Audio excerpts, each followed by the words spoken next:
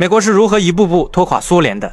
1981年的苏联，导弹能上天，坦克能成片，偏偏有一样东西不能自己印，那就是美元。因为你拿卢布可以买面包，却不一定买得到西方的计算机、精密机床和先进设备。于是苏联只能先卖石油、卖天然气，换成美元和马克，再拿这些钱去买粮食、机器和技术。按照当时美国情报部门的估算，1981年苏联硬通货商品出口大约240亿美元，其中光燃料就贡献了大约150亿美元。与此同时，农业产品进口支出大约125亿美元。你会发现这个账非常有意思，石油天然气在前门拼命往家里挣钱，粮食机器设备在后门排队等着花钱，左手刚收款，右手已经打开付款码，而且粮食这张账单越来越厚。1978年苏联粮食产量还达到约2.37亿吨，到了1981年只剩约1.58亿吨。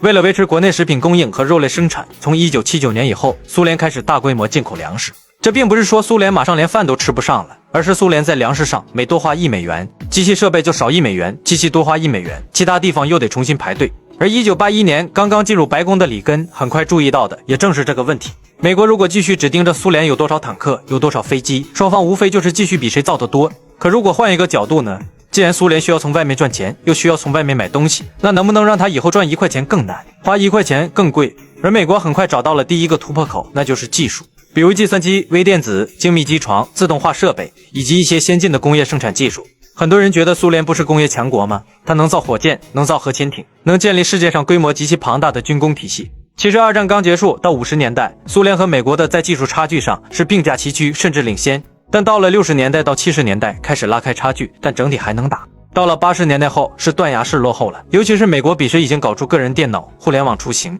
苏联还在用大型机，计算机体积像衣柜，运算速度却赶不上美国的小电脑。在芯片、精密机床上，苏联落后美国10至15年，到后来只能靠抄。到了1981年底开始，美国逐渐加强先进技术出口限制。1982年，美国甚至专门建立更高级别的协调机制，推动盟国加强技术转移管控。以前西方和苏联做生意，很多人首先想的是这单能赚多少钱。现在里根政府就开始追问，这东西卖出去以后它能干什么？当时苏联从西方购买大型设备，经常会用到银行贷款和政府支持的出口信贷，设备今天先拿走，钱以后慢慢还。而里根政府盯上的就是这里。从1982年开始，美国推动西方国家减少对苏联的优惠信贷，不是彻底不借，而是首付高一点，期限短一点，优惠少一点。这招看起来没有技术限制那么刺激，但对大型工业项目很麻烦，因为一套设备几千万、几个亿美元，贷款条件稍微变一点，最后付的钱就可能差很多。更重要的是，它会产生连锁反应，当所有东西一起变贵，预算就开始难受了。这也是里根政府当时真正想达到的效果，不是让苏联今天突然没钱，而是让他以后每做一个选择都要多承担一些成本。前面这些办法主要是在让苏联赚钱更难，花钱更贵。与此同时，美国开始让苏联在与美国的科技竞赛上要更加的昂贵。1981年，美国国防预算大约1760亿美元，到了1984年已经接近2880亿美元。而且增加的不只是传统装备，越来越多的钱开始投向计算机、电子、航天、导弹防御这些高技术领域。1983年3月，里根提出战略防御倡议，也就是后来常说的星球大战计划。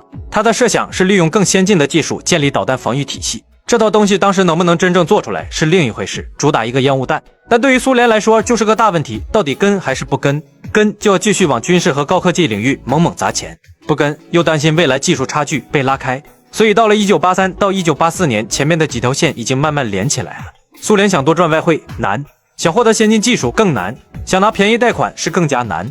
可另一边维持原有竞争地位需要的钱却越来越多。原来花10块钱能解决的问题，现在要12块。原来不用纠结的选择，现在每一个都得纠结。而真正更大的压力还在后面。1985年以后，苏联最重要的一条收入来源突然又出了问题，那就是世界油价格大幅大跌，苏联最重要的硬通货来源之一受到明显冲击。